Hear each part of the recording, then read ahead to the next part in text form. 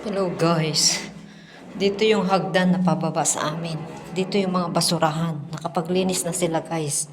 Pero dito ako nadaan. Hindi naman ako nagmamadali kasi magsasauli tayo na naman ng libro. Kasi nagbakasyon na yung bata. Wala sila amo.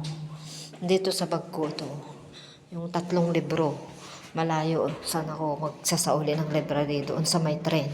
Abutin ko ng 18 minuto, 20 minutes, ganun kung mabagal ako. Uh, Kaya dito, video-video muna tayo.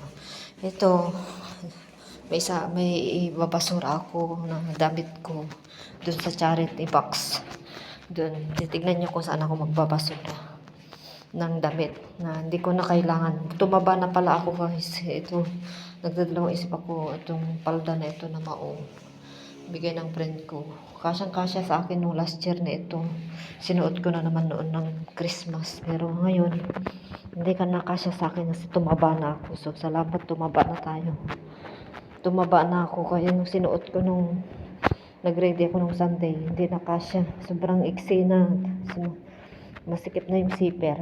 Kaya yun, itatapon ko. Ito naman, napulot ko lang din yung isa. Itapon ko rin kasi marami na akong gamit. Nakapakargo na ako guys, pero nagpakasakaling ako na maglakad dito para may mapulot tayo na may mahalagang kailangan. Magpipilitan tayo magpakargo kung meron. Dati yung napupulot ko dito mga kaldero, kasirola, makakapal.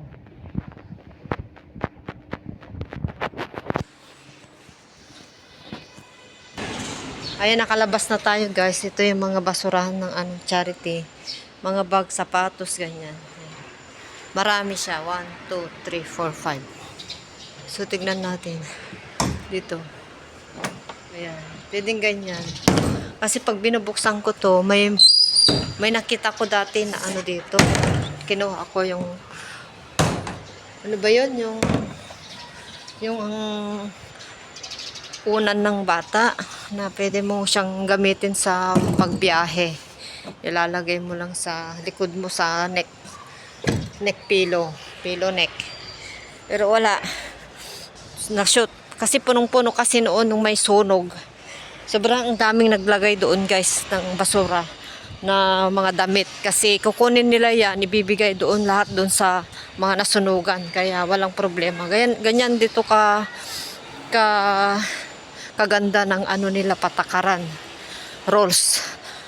Yung mga ayaw ng mga damit, pwede nilang ilagay doon. Lahat ng yan, building. Meron mo sa isang abutin ng mga 100, 200, di ko alam. Basta, ang daming nakatira dyan sa isang building lang ha. Isang unit lang ha, na pa-street ang. Yan? 4 na yan eh.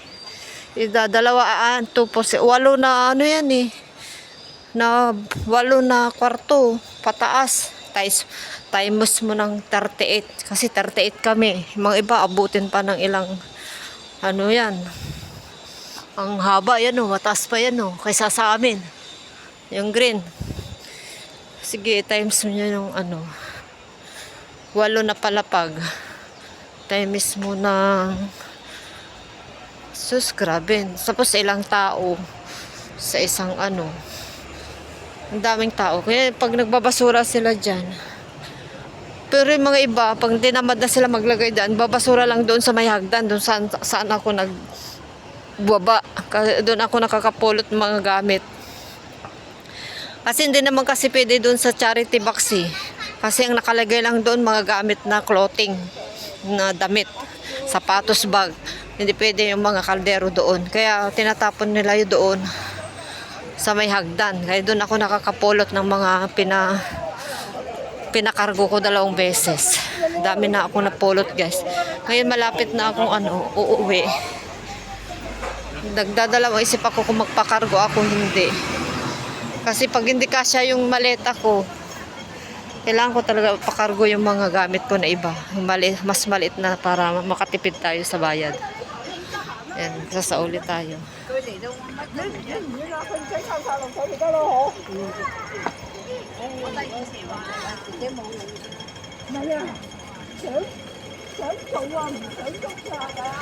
Diretso muna tayo magsauli guys. Saka na mamaya tayo maggala na magganap ng pwedeng pangregalo. Hindi pa naman tapos ang Pasko. 23 ngayon.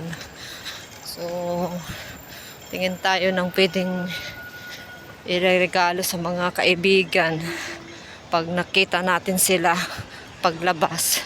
Kasi may party pa kami sa 25. Dali. Ayan, tawid tayo dito.